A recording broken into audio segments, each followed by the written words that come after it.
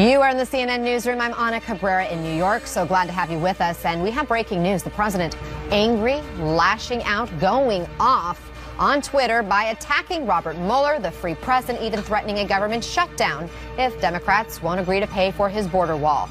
The president arrived at the White House just a few minutes ago. It's unclear right now if he'll continue his tirade once he settles in for the night. It's also unclear what exactly has set him off. But it could be a number of things, as we've told you.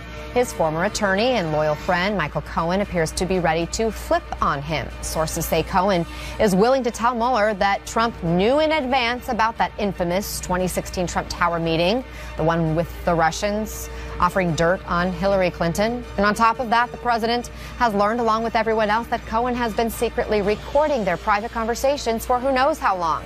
We played one of those tapes for you last week. It's the one where Trump and Cohen discuss whether to pay off an alleged mistress by cash or check.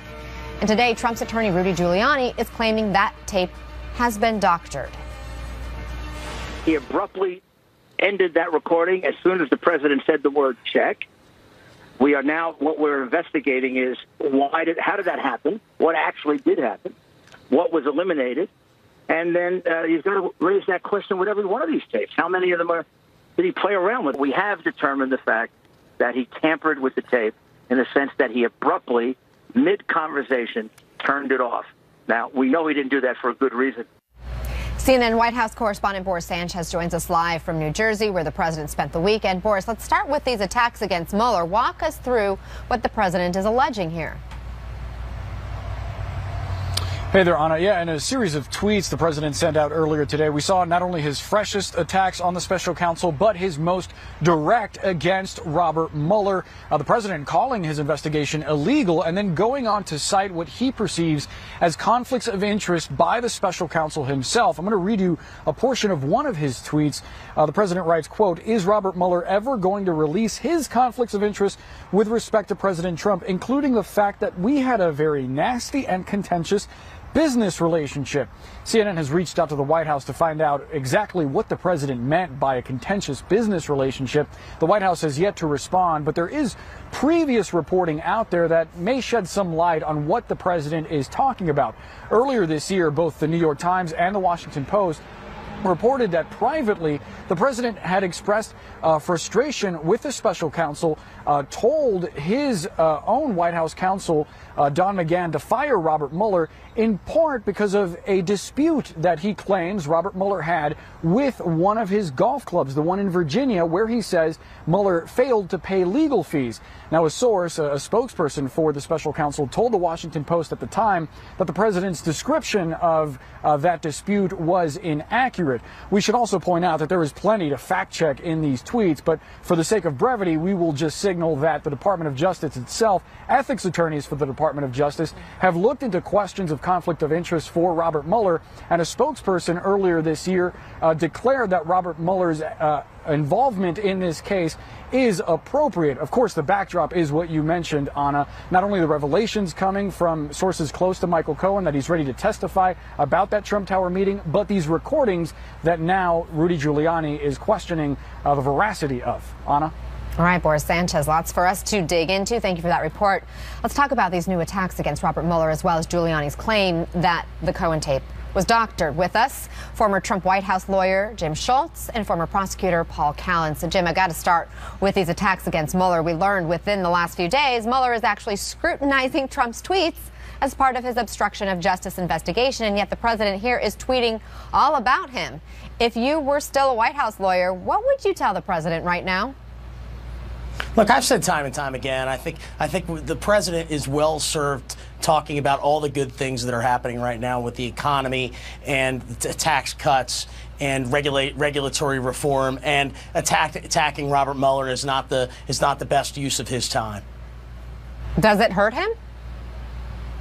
I think it just distracts from the good thing, like I said, from the good things that are going on. I don't think it puts him any more or less legal jeopardy, but it certainly distracts from all the good things that the administration's accomplishing. Paul, a lot of news has broken over the last few days, and to Jim's point, there was good economic news on Friday, and yet here goes the president on this Twitter tirade on the attack. What do you think set him off? It's very strange because you would think he'd want to keep the topic on the booming economy, which is a very good story for him. But I think the president has been unnerved by the fact that Michael Cohen, who was, as we call him, the fixer, and nobody seems to deny that that was his role, is now turning apparently and eager to flip and testify against the president. A lawyer of many years, a personal lawyer like Cohen, would cause anybody, I think, to be unnerved. And now you see a total change in attitude toward Cohen, a guy who Giuliani had described as truthful and, you know, he was showering him with compliments. Now Giuliani is saying he's honorable. That's right. And now he's a liar and all kinds of other derogatory terms. And Jim, let's talk about Robert Mueller, because he's a Republican. He's a Vietnam War hero, a former FBI director in both a Republican as well as a Democratic administration. He's just doing his job right now. Michael Cohen is the one who supposedly betrayed Trump. Giuliani compared him to Brutus. So why is Trump then trying to discredit Mueller instead of Cohen? I think it's just a continuing theme of attacking the investigation, trying to push along that there was no collusion. And it's the president's right to do that, to turn around and claim that there was no collusion. The personal attacks on Mueller, again, I think are a distraction from the good things that are going on. And as it relates to Michael Cohen, certainly he has his own legal jeopardy at this point in time as well. Is the president in legal jeopardy because of what we've learned through Cohen's lawyer this week, through sources about what Cohen may be prepared to testify about, including that Trump Tower meeting, saying that Trump knew about that in advance?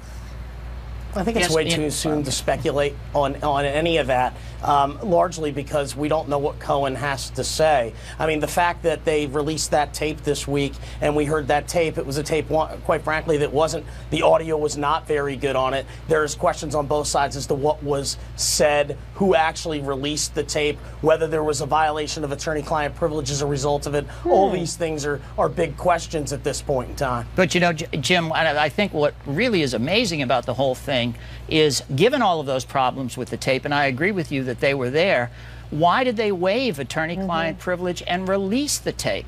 Because they did it because they thought the tape backed up the president. And now Giuliani is saying the tape has been tampered with, the tape is fraudulent, and Cohen's a fraud. So the president is not being well served by this defense, which changes the storyline every other day. What do you think about that? I'm not sure because that that's the truth. I mean, Giuliani, the president's team waived that attorney-client privilege. This was a tape that was supposed to not be available as part of the investigation.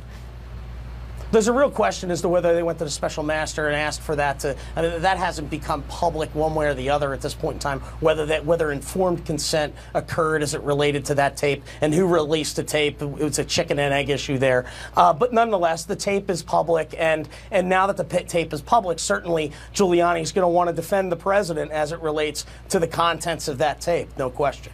But, Jim, we have confirmed that the president's legal team did waive attorney-client privilege for that tape. You're right. As far as it being out in public, that's one thing. But they waived attorney-client privilege and allowed that to be put forward as evidence as part of this investigation into Michael Cohen.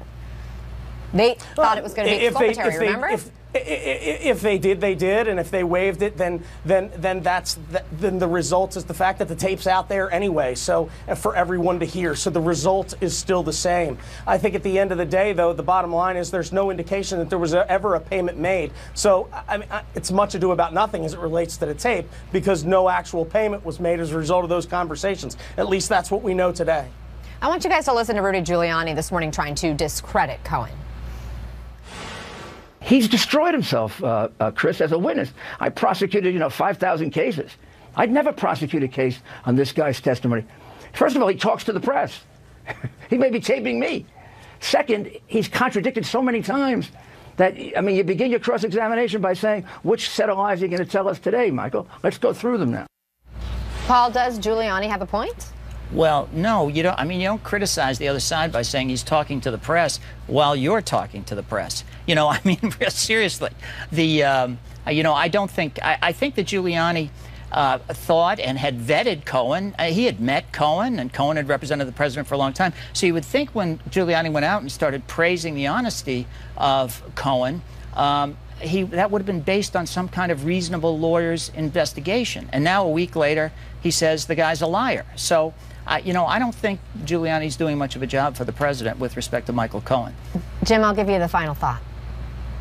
Well, I think he has done a complete 180 on Cohen. The fact that Cohen's taping, I've been a lawyer a long time. I've never taped one conversation with any of my clients. That's certainly an oddity at best. As it relates to the practice of law, it's lawful to do in New York, no question about that, because all you need is one side to consent to that. But certainly not something that a lawyer typically does in the common practice. Well, and it's a violation of the ethical rules for lawyers in New York. He could be disbarred for doing it. It may not be a crime in New York, but it is improper conduct even in New York. An important last point there. Paul Callan, Jim Schultz, thank you both. Appreciate your legal expertise. Coming up, the death toll rises as monster wildfires spread across California. Hundreds of homes are destroyed, thousands are threatened, and people have died in all of this. CNN is on the ground. We'll be right back. Seeing is Get ready for midterm madness. In 100 days, voters will deliver their verdict on President Trump's first 2 years now in office. And while the political landscape could shift dramatically in 3 months, right now, the wind is at Democrats' backs. CNN's chief national correspondent John King explains. 100 days now to the midterm elections, and new CNN rankings, brand new rankings, give the Democrats even more reason to feel bullish about their odds of retaking the big prize, control of the House of Representatives. To the campaign trail in a second. First, though, a reminder of the current state of play. Let's look at the House as we speak today. 235 Republicans. That's the majority. You see the red seats down here. Democrats in the minority with 193. But that's the state of play here in Washington.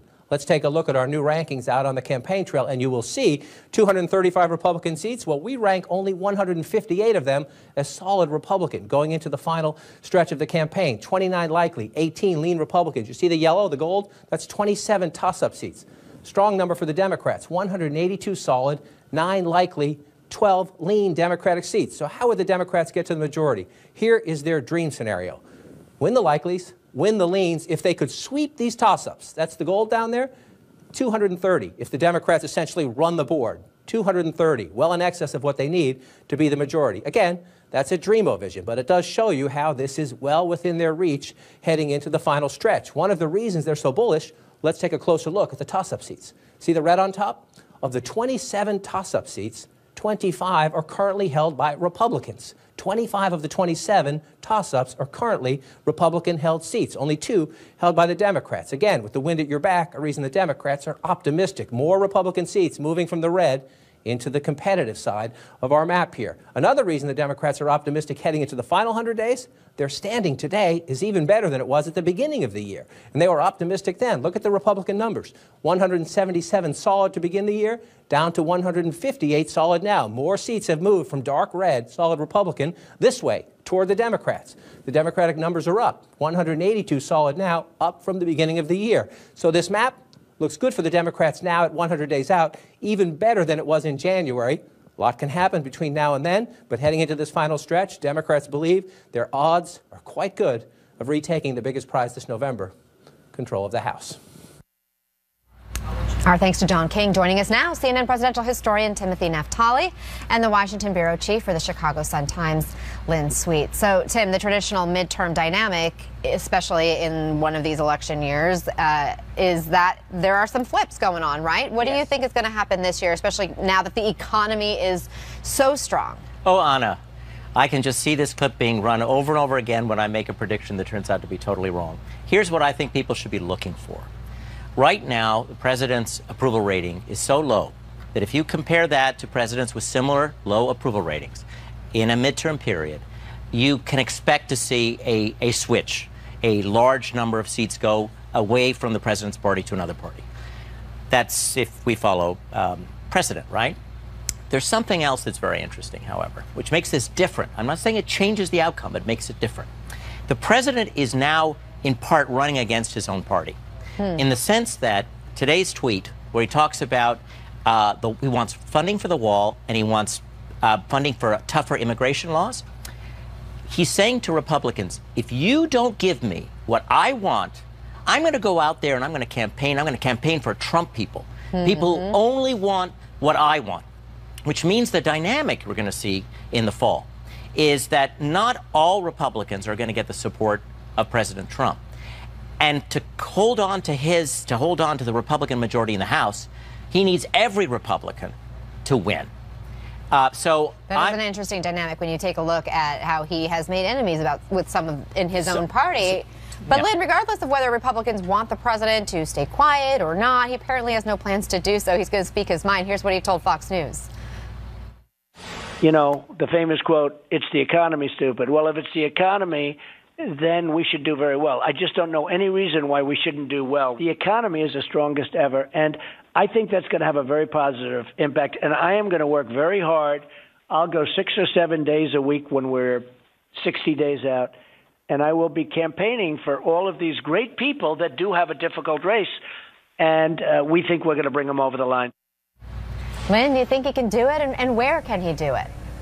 Well, I'll tell you one place I know that Trump is going to be unwelcome in one of the biggest competitive House races. It's in Illinois. It's the 6th Congressional District. Congressman Peter Roskam is fighting against Democrat Sean Casten. President Trump coming would be no help and would be a negative.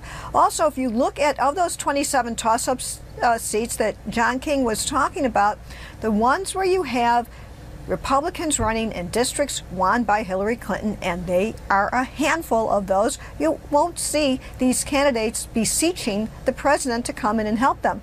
Maybe case-specific, Pence could help, Vice President Pence. So every House race is usually its own story. So in broad brush, President Trump will not be welcome in every district.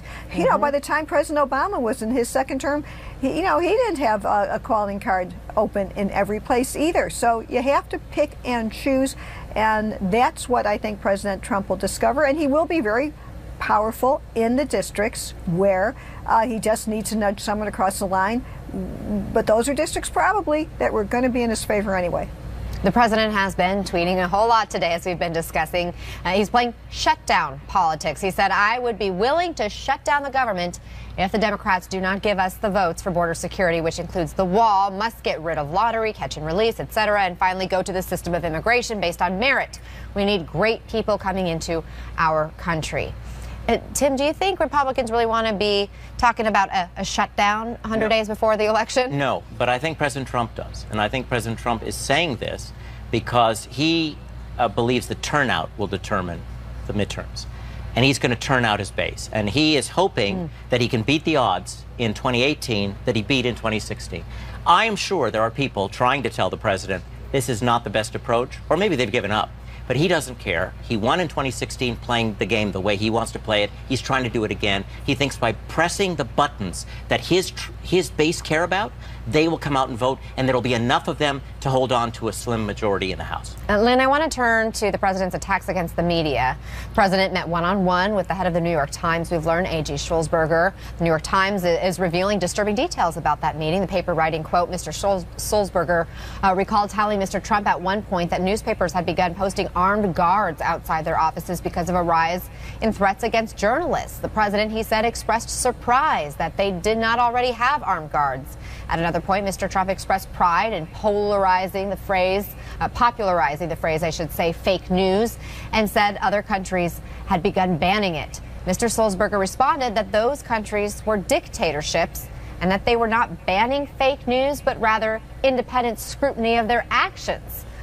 Lynn, what is Trump's end game here? I mean, state-run media? Well, his end game is, of the multiple stories in this, is that he still has a craving for the approval of the New York Times, and that is evident, even though that's the newspaper one of the newspapers that's under attack because he gave time and to the publisher.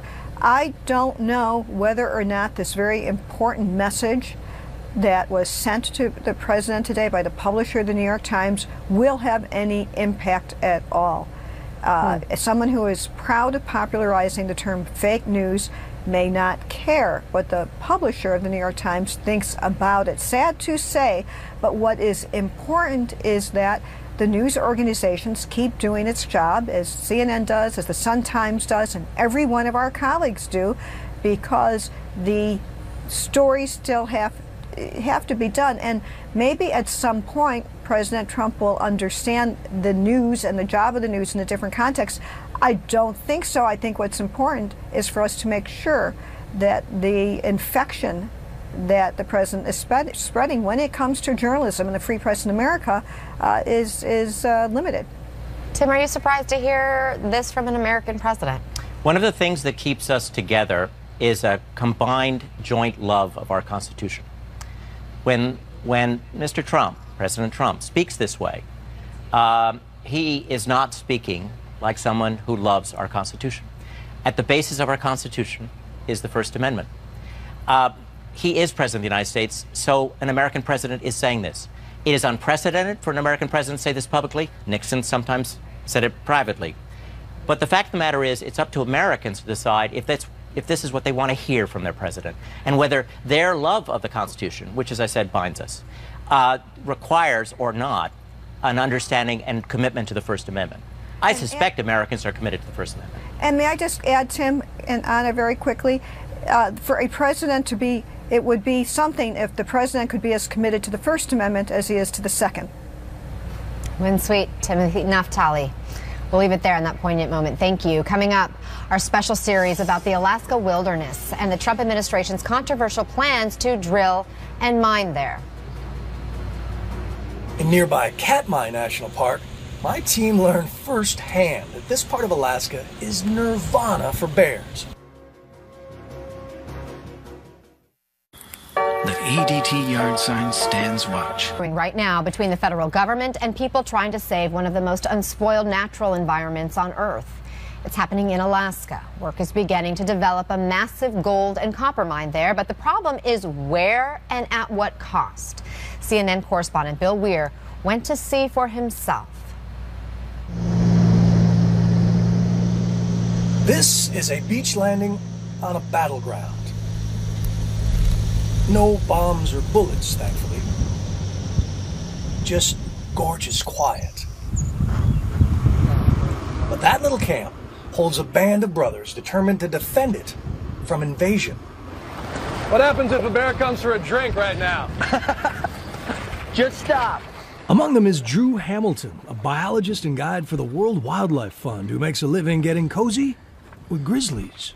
It takes a couple days out here to really ease into it and realize that the bears are just part of the landscape and they're going about their business, and as long as you don't mess with them, they're going to leave you alone.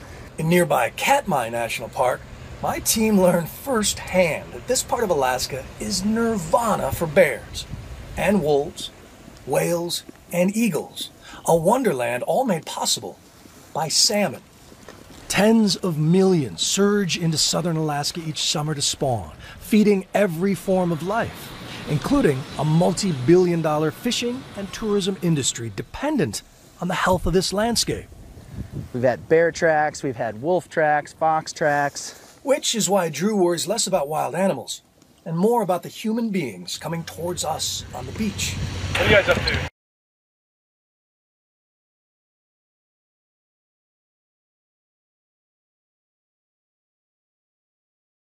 In Alaska history. This red spot right here. This is it. This is where it all started. Where it all started. About 80 miles from the beach, a Canadian mining company called Northern Dynasty discovered enough buried treasure to propose the biggest gold and copper mine in the world. But when the EPA under Barack Obama determined that blasting it open and digging it up would threaten the fishery, stock in Northern Dynasty tanked. Partners bailed. The company sued. But then... Congratulations, Mr. President. A reversal of fortune. In one of his very first acts running Trump's EPA, Scott Pruitt met with Pebble and then settled the lawsuits. When CNN revealed that meeting, there was an outcry in Alaska. Most fishermen, tribes, even Governor Bill Walker are opposed to the mine, and Senator Lisa Murkowski said she would never trade salmon for gold. But Northern Dynasty refuses to give up. The latest plan includes a 100-mile natural gas pipeline to power the mine. It would run past that active volcano into a massive port system here on this beach. Imagine ships and semi-trucks instead of bears and foxes, and then a 35-mile road through some of the most pristine wilderness in the state. Since Scott Pruitt resigned amid scandal, the new man in charge of the EPA is Andrew Wheeler, a former lobbyist at one of Pebble Mine's law firms. He declined our request for an interview. This is in Roosevelt Room, and that's Gore and Clinton. But the CEO of Pebble was happy to talk. Nobody can guarantee there won't be an accident, right? But we've done a hell of a lot to minimize the possibility of there being an accident on this site. Pebble Mine would sit in a wetland prone to earthquakes. So the biggest worry is a tailings dam failure, like this one in British Columbia, which sent a lake full of acidic waste downstream. But Collier says the mine site is so far from Bristol Bay, that is a risk he can live with. If there is an accident, it will kill fish for about 20 miles down the North Fork of the Cockatoolie. And that's it. And for 10 years. It'll come back naturally. Utah's Bingham Canyon is the biggest mine in the world. Pebble has enough wealth to dig one 3 times bigger. But after all the resistance, those plans have been cut in half. And there are some theories that you shrink the footprint of the mine in order to get the permit. And then once you spend billions to build the port and the pipelines and the roads and all of that, you say, well, we need to expand. There's a lot of gold and copper and silver and molybdenum in the ground out there. And we do not have any current plans to expand beyond what we're talking about with this permit. But it wouldn't surprise me if somebody, us or someone else, doesn't do that at some point in the future. I mean, they're basically talking about putting a 175-mile gash across this pristine habitat. Plans and promises aside, Drew sees this first piece of survey equipment as the beginning of the end of this wilderness as we know it. What do you say to the argument that this means jobs? This means an infusion into the Alaskan economy? I say there are already jobs here. You look at the town of Homer and the bear viewing industry. There are millions of dollars being made here already in its current wilderness state. You look at the other side of the mountain. There are tens of millions of dollars already being generated in a fashion that can be sustained for decades and decades and decades. Why can't we just keep that going? So he and his fellow bear lovers will try to stop the invasion through persuasion. But the clock is ticking. As Army engineers rush to review their plans, Pebble hopes to get their permit and a wave of new investors by the fall of 2020, right before Donald Trump's next election. Bill Weir, CNN, Amactadori, Alaska. We are continuing to closely monitor the fire situation in California tonight. This is a fast-moving, often erratic wildfire claiming at least 6 lives. Another 7 are reported missing. And at this point, the biggest of the California fires is the Carr Fire near Redding. It's only 5% contained. And that's after crews have been battling it for a week. CNN's Dan Simon filed this report from Redding, California. Anna, for the first time, we're now beginning to hear fire officials express optimism about the overall effort. They've indicated that the containment number is going to go up. That means that the resources that they've put into this fire now seem to be working. You have about 3,500 firefighters on the front lines and obviously a lot of aircraft dumping water on the hot spots. In the meantime, we are in the Lake Redding Estates subdivision, and you can see this is one of the homes that has been destroyed. You can see this is a 2-car garage. You see the 2 vehicles right here, and to underscore the random nature of it all, you can see next door, you see this house that is perfectly intact. You have 38,000 people that are under an evacuation order. You have these people who are very restless. Obviously, they want to try to get back into their homes. The people who, of course, have homes to get back into. You can't get a hotel in the area. It's just impossible. And some of the evacuation shelters have also reached maximum capacity. But now that this containment number seems to be going up, we should get an indication of what that number will be later tonight. But now that it's going up, hopefully it means that fire crews will soon have this blaze under control. Anna? Dan Simon in Redding, California. Thank you. Coming up, Putin's parade. The Russian president shows off his military might as the American president mulls an invitation to Moscow. Welcome back. The Russian military put on a massive show today meant to send a message to the world. Russian President Vladimir Putin leading ships and sailors at today's Navy Day parade in St. Petersburg. CNN's Frederick Platkin is also there, and he says this show of force is carefully choreographed to show how Russia's military compares to the United States. A display of Russia's naval power in the heart of St. Petersburg. Vladimir Putin inspecting the vessels from his own presidential boat, then touting the advances of the country's naval forces. The Russian fleet successfully resolves the tasks of the country's defense capability, makes a significant contribution to the fight against international terrorism, and plays an important role in ensuring strategic parity. Strategic parity means parity with the U.S. and its NATO allies. Russia showcasing a submarine nicknamed the Carrier Killer, designed to hunt U.S. aircraft carriers. A new stealth frigate and a spy vessel aimed at countering American missile defense technology. On this day, Vladimir Putin's message to the West is very clear. Even though Russia's military might not be as big and as well funded as militaries in the West, it can still be a threat to America and its NATO allies. Last week, Russia also showing off new missile technology, including a hypersonic missile the Kremlin says can beat American defense systems. All this right after both President Trump and Vladimir Putin discussed working together to prevent a new arms race at their recent summit in Helsinki, a point Putin reiterated this past week. Russia and the United States have a stake in that. The whole world has a stake in that, in not starting an arms race.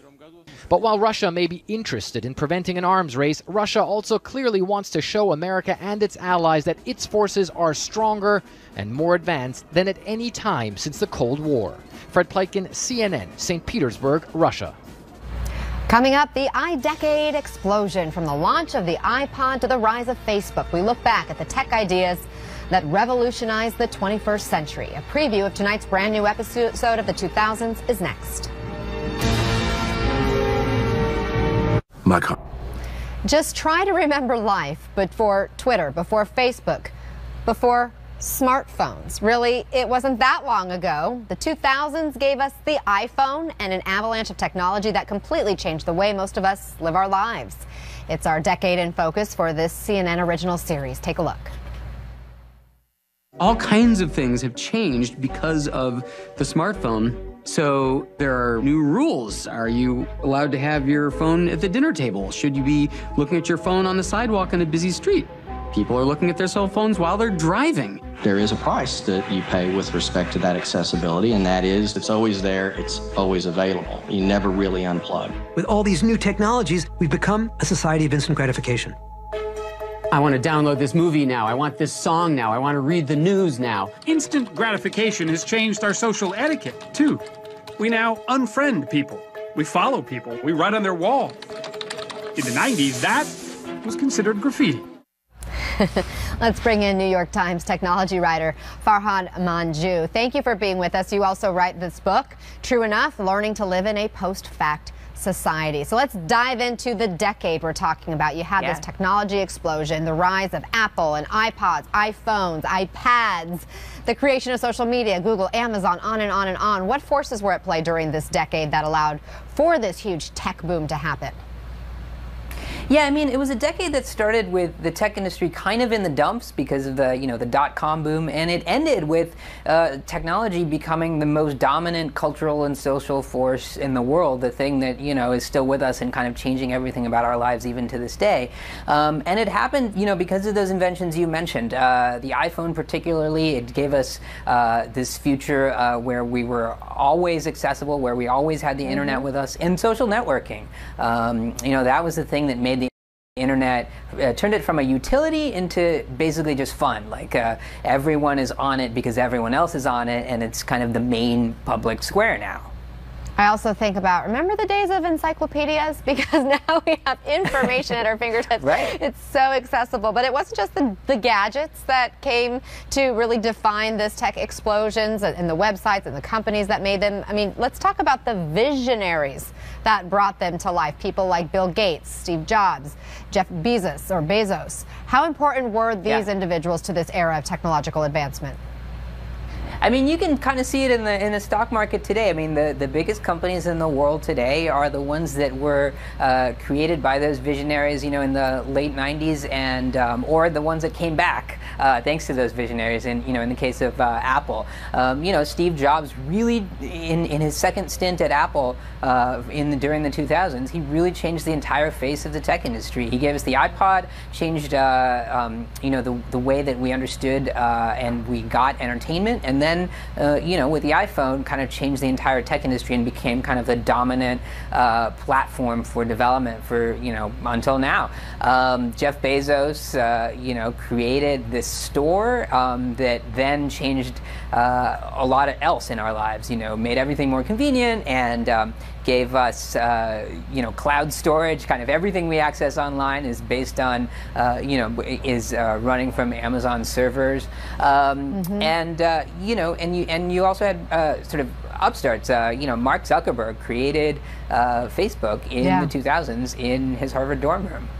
Farhad Manjoo, thank you so much for the discussion, and be sure to tune in. Welcome back. I'm Ana Cabrera in New York, and I'm about to talk to a man who says he has cracked one of the world's most mysterious and disputed missing persons cases. Amelia Earhart, the aviation pioneer who vanished during an attempt to fly around the world. That was in 1937. It happened here, somewhere in the Pacific Ocean between the islands of Southeast Asia and Hawaii. Investigators and historians and aviation experts, they've disagreed for more than 80 years about what happened to Amelia Earhart. Did she crash in the ocean and drown? Was she marooned on an island and died there stranded? Was she taken prisoner by the Japanese? There are many more theories, some of them perhaps believable, some of them kind of crazy. Rick Gillespie is a pilot and a crash investigator who has obsessed over this mystery for the past 30 or so years. He now says with confidence, case closed. So Rick, I can't wait to hear all about it. What happened to Amelia Earhart and what is your evidence? Well, the case is closed, but we're not finished with the investigation by any means. We have been, as you said, working for 30 years, and we have an abundance of evidence from various sources that all point to the same conclusion. Here's what we think happened. The red line on the map behind me represents Amelia's intended route to Howland Island. She had trouble finding Howland Island. In the last radio message she was heard to say while she was in flight, she said she was running on a line represented by the blue line. That line led her to another island. At that time it was called Gardner Island. Today it's Nikumaroro. There is an abundance of evidence that she did land at Nikumaroro. Artifacts that we found there, and radio signals that were sent from there and widely heard and believed. And bones that were found there in 1940, 3 years after she disappeared, that those bones have now disappeared, but the measurements that were taken of those bones were analyzed by a world-famous forensic anthropologist earlier this year who concluded that there's a better than 99% chance that the castaway of Gardner Island was Amelia Earhart. We're confident that we know what happened to her. I mean, the latest information that I read about this week was that the distress calls seemed to be a key piece of evidence. How so? That's right. That's right. We just released a new study of the radio distress calls that were heard for at least 5 nights after she disappeared. Widely believed at the time. You look at the headlines and we hear Amelia's faint calls, their official word is they're genuine. And that's why the U.S. Navy sent a battleship from Hawaii 2,000 miles to this island to see if there was an airplane there sending the signals, because the airplane could only send radio signals if it was not only on land, but on its wheels and able to operate the right-hand engine, the right-hand engine with the generator to recharge the battery. So she didn't crash anywhere. She made a safe landing on the reef that surrounds this island, dries at low tide, smooth as a runway, but the tide comes in and the tide goes out. And by the time the Navy got there, rising tides and surf had washed the airplane into the ocean, so that when the U.S. Navy planes flew over the island, they didn't see an airplane. They concluded, therefore, all those signals must have somehow been bogus.